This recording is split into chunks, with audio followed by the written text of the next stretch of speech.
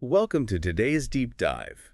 We're going to be exploring a pretty incredible life, that of Olaudah Equiano, as told in his own words. His autobiography, Yeah, which, may not sound immediately riveting, but I yeah. think you'll find this one I think so too. is pretty special. Definitely not your average autobiography. No, not at all. It's actually considered the first published autobiography by a formerly enslaved person. Wow. So it's an incredibly important piece of literature, and not just for its historical value. Right. It played a crucial role in the abolitionist movement. So we're talking about a text that helped to change the course of history. Exactly. And, it's also worth noting that this is just one part of a larger genre. Oh, right. The slave narratives. Yes, these narratives offer such valuable firsthand accounts of the horrors of slavery, and they really help us to understand that period in a much deeper way. I'm really looking forward to seeing how he uses his personal story to shed light on the realities of slavery. Yeah, definitely. But before we get into that, let's rewind a bit. Okay. His story starts long before his enslavement with his early life in Igbo. Absolutely. And he really paints this vivid picture of his Igbo society. Wow. It's a vibrant culture, steeped in tradition, full of dance music poetry. That's amazing. It's incredible. He talks about how each of their dances was performed by different groups. Like you'd have married men, women, young men, maidens, and each dance would kind of depict a scene from life, like a battle or a story, or maybe even like rural sport. It's amazing to think about how much we miss when we just read about history in textbooks. Exactly. Right. Yeah. This is like stepping back in time and seeing it through his eyes. Absolutely. And it's not just the big celebrations. He describes everyday details too, like their clothing. I was curious about He that. talks about how they often used a vibrant blue dye made from berries. Really? Yeah. And women of distinction, he says, they would adorn themselves with these intricate gold ornaments. You can really sense a deep pride in his culture, even in those small details. Absolutely. It's fascinating to think that something as simple as clothing can be such a powerful symbol of cultural identity. Yeah, definitely. And I also remember him talking about their language. I think you mentioned something about the lack of profanity. Oh, yeah, that's right. He specifically says that they had no profanity in their language. Huh. And it makes you think about our own assumptions about what makes a society civilized. That's such a good point. It really challenges our perspectives. Yeah. And it makes you appreciate the depth and complexity of his culture even more. Right. Are there any other details about his Igbo life that stand out to you? Well, he also discusses customs like circumcision and how children were named based on like the events surrounding their birth. Oh, wow. His own name, Olaudah, actually signifies vicissitude or fortune, and one favored having a loud voice and well-spoken. Wow, it's almost like his name foreshadows his journey Yeah, right. and the impact his voice would have on the world. Yeah. But sadly, this idyllic life he describes was shattered when he was captured and forced into slavery. Yeah. And then he recounts that horrifying experience of the Middle Passage, that brutal journey across the Atlantic. Right. It's a chilling account of just terror and confusion, and it's made even worse by all these cultural misunderstandings he describes. It must have been terrifying. Oh, absolutely. He talks about his fear of being eaten by white men. Oh, my God. Can you imagine the kinds of stories he must have heard to believe that? Yeah. And he even mistakes a watch for magic, Oh, wow. which just shows you the huge cultural gap and the fear that was instilled in these enslaved people. It must have been a living nightmare being ripped away from your home, your family, your entire world, and then thrust into this completely alien and terrifying environment. It's unimaginable. I can only imagine the despair he must have felt. And yet, even amidst all of that suffering, he finds a moment of human connection. Really? Yeah, he forms a deep friendship with a young white sailor named Richard Baker. Oh, wow. It's a reminder that even in the darkest of times, human kindness can still break through. That's really beautiful. It is. But then that crushing realization that he wasn't being taken home, but was being sold into slavery in Virginia, Yeah. it just breaks your heart. It's a stark reminder of the deception and manipulation that was at the heart of the slave trade. And sadly for Equiano, this was just the beginning of his ordeal. Oh, gosh. Yeah. See, so we left off with Equiano being sold into slavery in Virginia.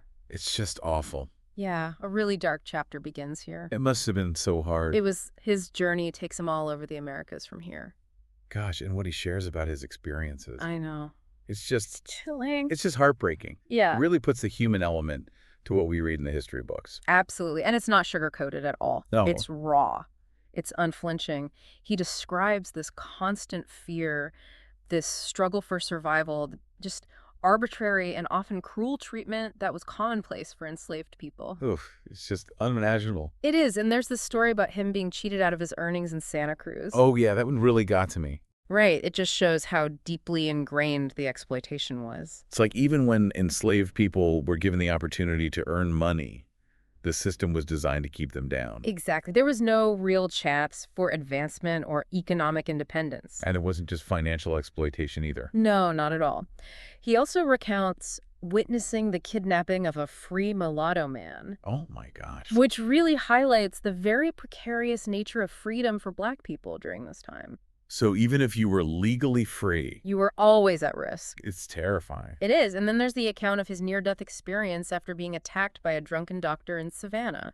It seems like the violence was just relentless. It often was, and it wasn't limited to physical brutality either. He talks about the psychological toll of slavery, too. Oh, I can only imagine. The constant degradation, the feeling of being less than human, the loss of hope. It's devastating, and he even shares this tragic story of Dr. Irving's slaves who drowned while trying to escape an abusive overseer. Oh my goodness. It just shows the level of desperation that people felt under such oppressive conditions. It's hard to imagine how anyone could endure all of that and not just completely give up. Right, but, Equiano never lost sight of his humanity. He really didn't. He constantly sought ways to learn, to adapt, to find even just a little bit of agency within a system that was designed to strip him of it. It's remarkable. It is that resilience is one of the most striking things about his story. Absolutely. He gets involved in these trading ventures, carefully saving what he could. It's inspiring.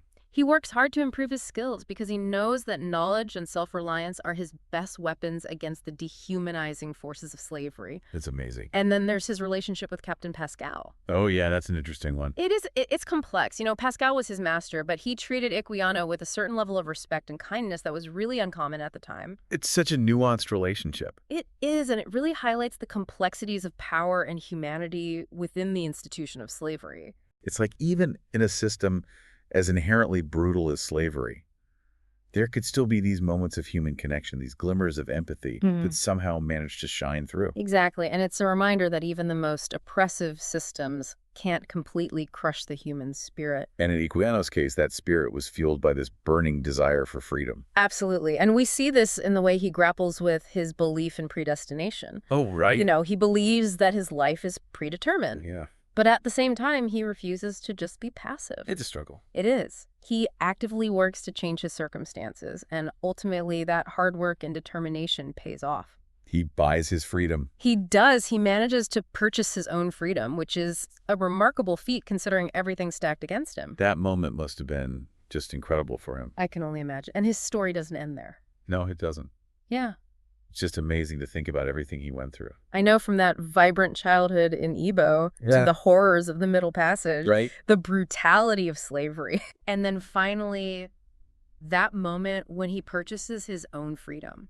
What a moment. It really is. But as we've been saying, his story doesn't end there. No, it definitely doesn't. What did he do with that hard-won freedom? He used it to make a difference. That's incredible. You know how we talked about his name, meaning one favored, having a loud voice and well-spoken? Yeah. Well, he really lived up to that name. Uh-huh. He became a powerful voice in the abolitionist movement, Wow. using his narrative to fight against the very system that had enslaved him.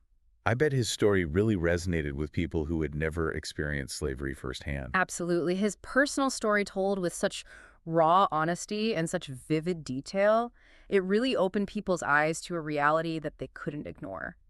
Yeah, it's like he humanized the suffering of enslaved people. Exactly. He forced readers to confront the brutality of that system. And he didn't just focus on the suffering. No, he also showcased the beauty of his Igbo culture, his intelligence, his resilience, his unwavering determination to be free. Yeah. He challenged those dehumanizing stereotypes that were used to justify slavery. It's really a testament to the power of storytelling, isn't it? It is how sharing our own experiences and listening to the stories of others can help us to build bridges of understanding and empathy. We need that now more than ever. We do, in a world where, divisions and inequalities still persist. Yeah. Equiano's story reminds us that we need to be actively seeking out diverse perspectives. Yeah. We need to challenge our own assumptions, and we need to work to dismantle systems of oppression wherever we find them. Absolutely. And his story also highlights the importance of perseverance in the face of adversity. Oh, definitely. I mean, think about everything he endured. The trauma of being kidnapped, the horrors of the Middle Passage, the constant threat of violence and exploitation under slavery. It's so much. It is, but he never gave up hope. It's incredible. It's inspiring. He was determined to not only survive, but to thrive. And he did. He did. He learned new skills. He traveled the world. He became an advocate for justice. Wow. He really turned his suffering into strength, and his experiences into fuel for positive change. It's like a reminder that even in the darkest of times, we still have a choice We do. in how we respond to challenges. Absolutely. We can let them break us, or we can use them to become stronger, more resilient, more determined to make a difference in the world. And Equiano definitely made a difference. He did, and it's important to remember that he wasn't just fighting for his own freedom. No. He was fighting for the freedom of all enslaved people. Right. He understood that his voice mattered, and he used it to amplify the voices of those who were silenced and marginalized. What a legacy. It is, and it's a call to action for all of us. It is. To use our voices, our platforms, our resources to speak out against injustice and to advocate for a more just and equitable world. Whether it's through writing or speaking or activism, or simply by having these meaningful conversations with the people around us, Right. we all have a role to play in creating a better future. We do, and Equiano's story shows us that even one voice can spark a movement and change the course of history. Well, this deep dive into the life of Olaudah Equiano has been a truly eye-opening experience. It has. From his Igbo childhood to his journey through slavery to his incredible life as a free man and abolitionist. His story is just unforgettable. It really is. It's one that will stay with me for a long time.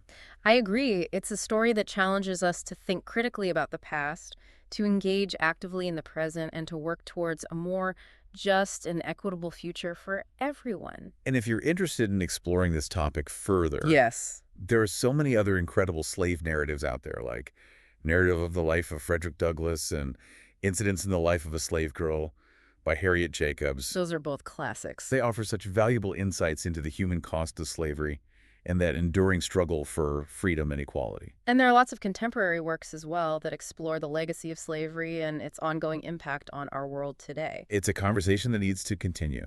It does. So we encourage you to keep learning, keep questioning, and keep using your voice to make a difference. Exactly. Thanks for joining us on this deep dive. It's been a pleasure. Until next time, keep exploring, keep learning, and keep the conversation going.